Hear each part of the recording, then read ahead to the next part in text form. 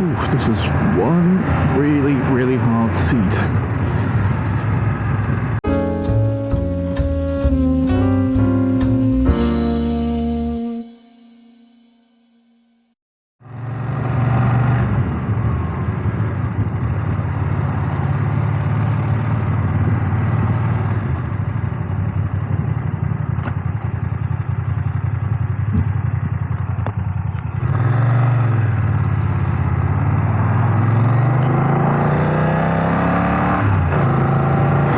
So hello everyone, today you find me on board BMW's F900 XR, and it's been quite a surprise, this bike, really, because I was expecting it to be a bit bigger than what it really is. It's not a small bike by any means, so these are my first impressions, having ridden it for, I don't know, 15 minutes now. And so physically I imagined that this would be a slightly bigger bike, but it's not that big. It's not a small bike, mind you, but when I sat on it, and although it's not cramped or anything, my first impression was, oh, what a nice little bike, if that makes any sense. But it's not little by any means. It's quite tall, actually. At 83, well, the seat height, the full seat height is about 820, 830 millimeters. So it's not a short bike, but it doesn't feel very big either. The other thing that struck me immediately as I sat down on the bike is the seat. It's hard as a board. So there's almost no what's called lining on it, or filling. I don't know how to call it. So you've got the seat material outside, and then if you press on it, it's like pressing on a hard wood board or something. The sitting position is very comfortable, very upright, and which makes for very easy riding, and the bike's so easy to ride, so easy to flick around like this. It's got 17-inch wheels both at the front and the rear. It comes with 120 tires on the front, 180 on the back, and yeah, it's very nice. This particular one is equipped with everything you would expect to find on one of these machines. Oh, one of my least favorite intersections or crossroads or whatever you call this. I'll get back to you in a minute.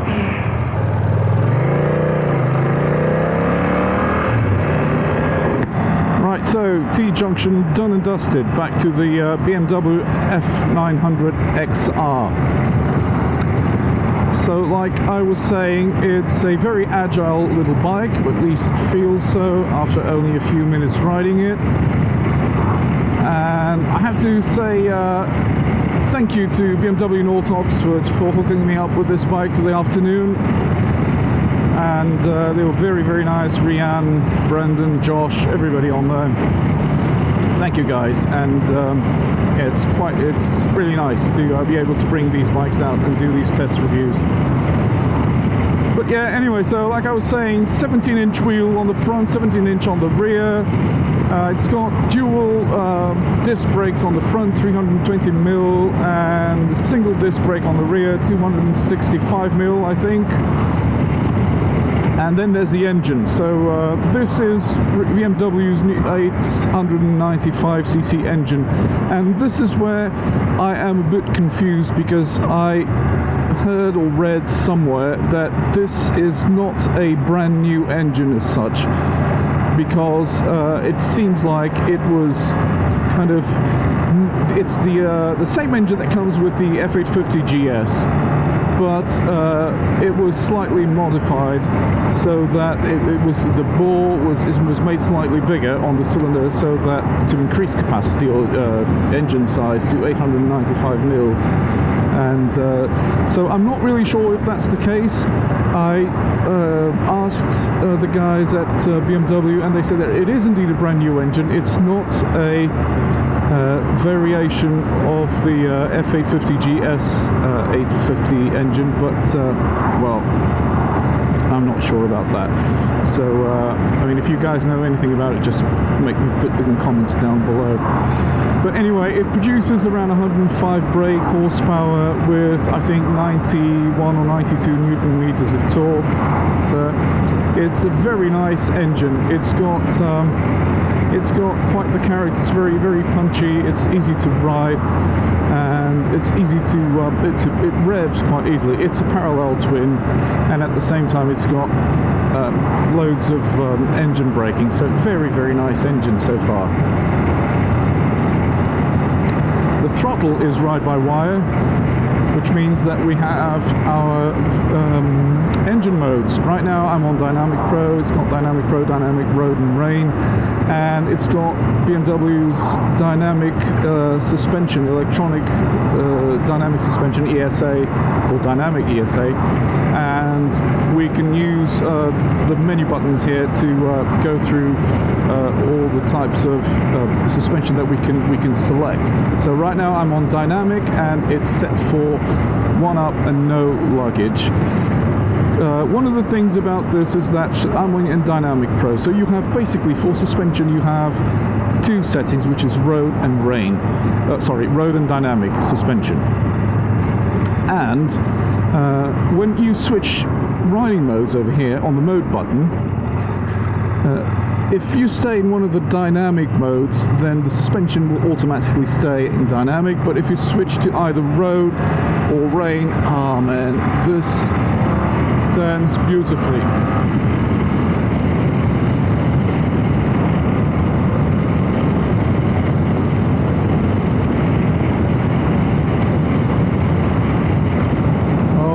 Slow down, otherwise it's going to be too much noise.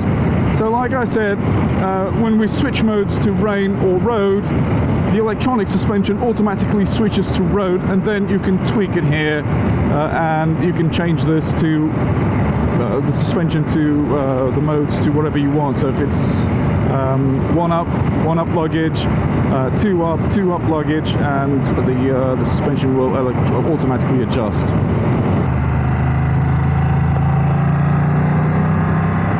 I've just noticed I'm really, really low on fuel. 19 miles left. I don't know how long I still have to go to go back to BMW, so I'm going to take this easy now and just take the opportunity to talk a little bit about how she behaves on the motorway.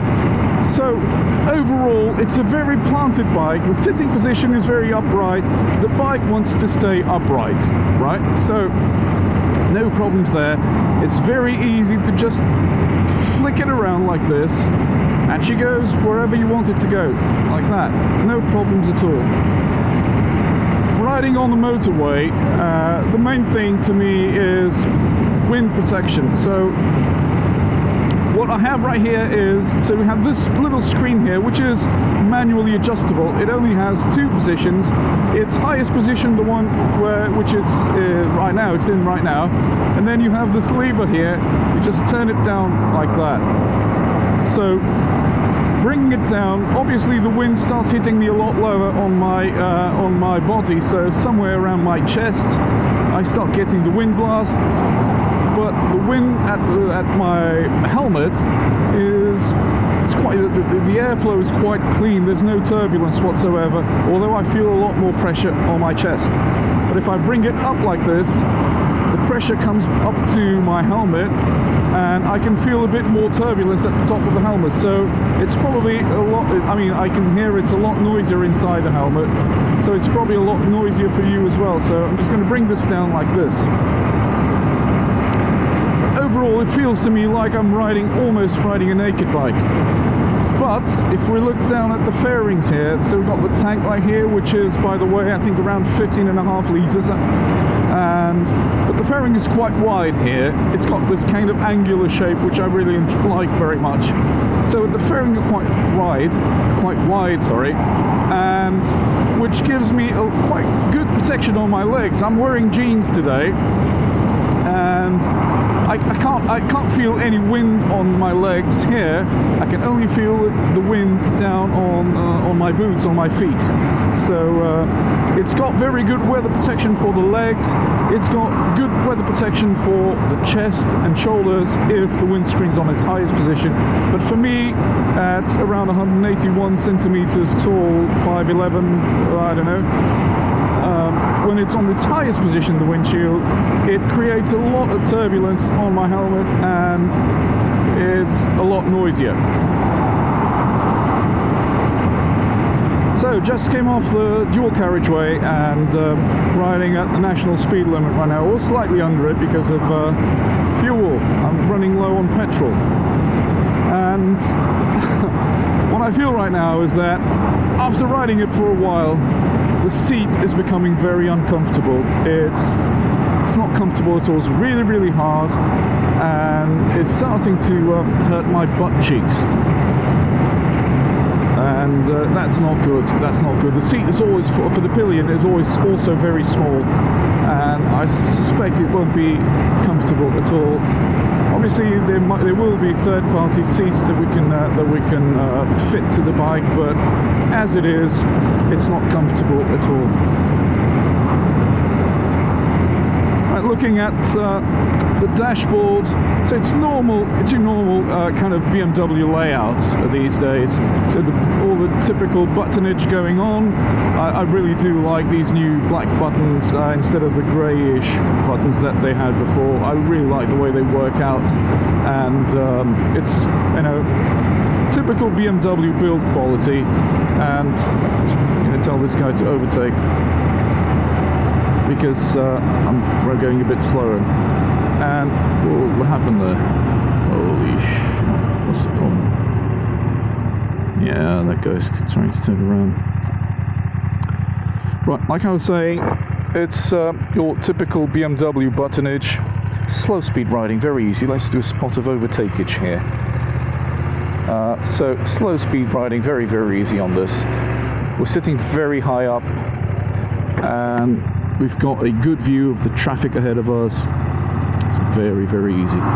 Yeah, like I was saying, dashboard, or the cockpit rather, it's your typical BMW cockpit with a new 6.5-inch TFT screen. I've already said a lot about the screen, or said the same things over and over again on my previous reviews of BMW bikes with the TFT screen. It's brilliant, except on one occasion, and that's when the sunlight hits it directly. Otherwise, brilliant, really, really easy to read. Everything is on there. In this case, I've got so speed, the rev counter, gear I'm in, temperature, outside temperature, and at the top I have the fuel, what's it called? Fuel range, left. So I have 14 miles before I run out of fuel, which is a bit concerning. I hope to get there before I run out of fuel. Anyway, hope to find a petrol station before that. So yeah, it's your typical BMW screen. This bike comes with all the electronic bells and whistles. It's got cruise control, it's got the dynamic electronic suspension, heated grips, riding modes, everything on it. And as with other BMW bikes, it's pretty much the same way to use to change modes, to change your suspension settings. You can do that on the go, and it's very, very easy.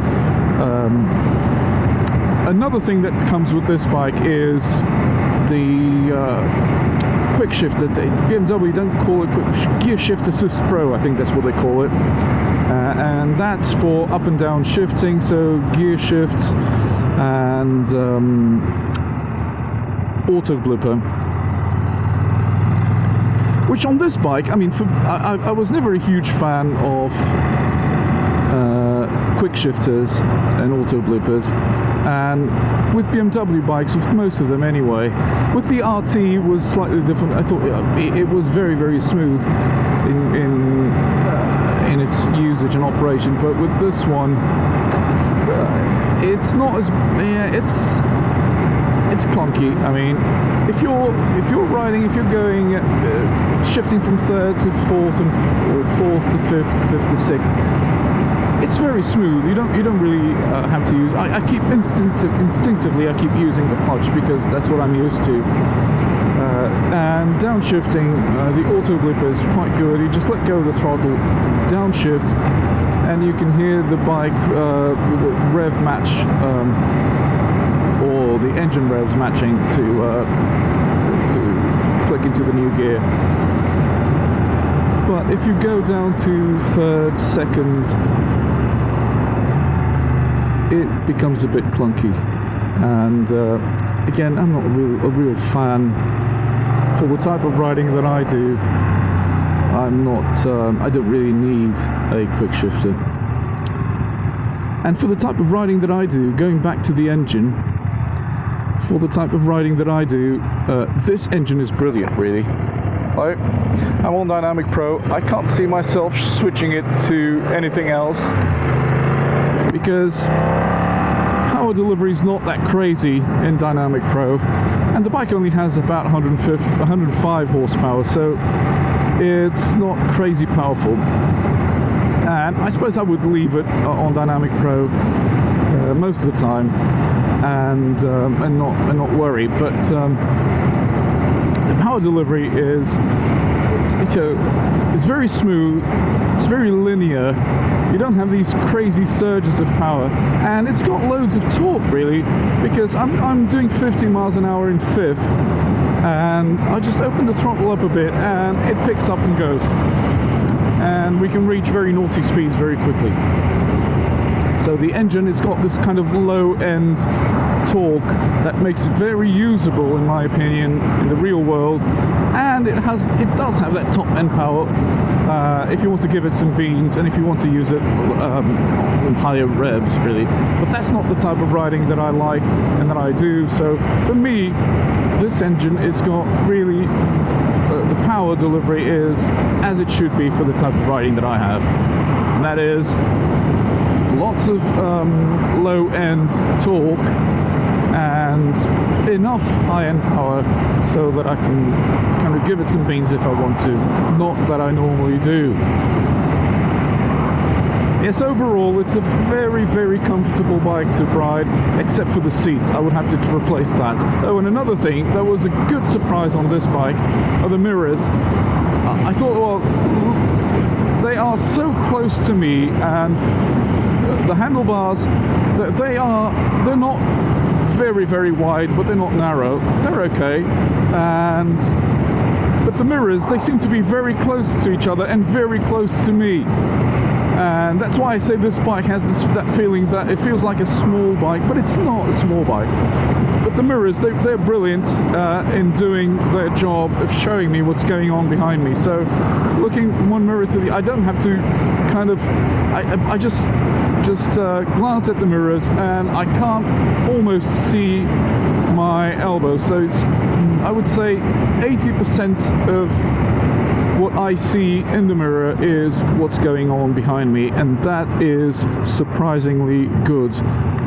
Looking at the mirrors before riding, if you haven't ridden this bike yet. So yeah, 5 stars for the mirrors.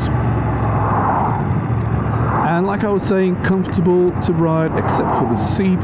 I would have to replace the sitting position. Is very comfortable. My knees are bent on a slightly acute angle, slightly less than 90 degrees, which is not uncomfortable at all. If you're looking at riding this bike with the passenger, this is probably not the best bike for long rides. Thank you, sir. It's probably not the best bike for long rides with the passenger, because the seat in the back is very, very small. This one comes with that hideous top box. I'd get rid of it straight away, but you can do nice color-matched panniers to go with the bike if you want to do a spot of touring. There you go. Loads of low-end torque. It pulls away like crazy. More than enough power on this engine. Ooh, thank you very much, sir. Cheers, mate. Thank you. I'm not used to having these mirrors in the mirrors in this position, so I keep just hitting my hand on them. The GT has the mirrors all the way up there in the front. So, yeah, there you go. I was virtually in a standstill. I didn't put my feet down, and the bike was perfectly balanced, which is amazing. You know, this bike's really nice, very, very easy to ride, not intimidating at all. I could actually say, well, this bike comes, so there are various kind of versions of the bike if you want, and they have an A2 license version with slightly less power. I think it's 90 or 91 brake for the A2. And what I was saying was that this is it's not intimidating at all, and it could easily be, in my opinion, a first bike, and you wouldn't have to worry about it being a 900cc, a bigger bike, if it's your first bike. But yeah, very, very easy to ride, not intimidating at all. And here we are, back at North Oxford, almost. The guys were amazing in letting me take the bike out for a few hours, playing around with it, doing some filming, and having a very nice, very good afternoon overall. So thank you very much, Brian, Josh, Brandon, Brian, BMW North Oxford. So thank you very much for lending me the bike. I hope that this relationship continues, and the channel will benefit from it, I'm sure. Anyway guys, here we are back at North Oxford, and time to take the bike back. I hope you've enjoyed this video, and if you have, just give it a thumbs up. If you haven't, give it a thumbs down. That's life. Leave your comments downstairs in the comment section. Any questions, saying whatever you want, and I hope to see you on my next video. Until then, ta-ra.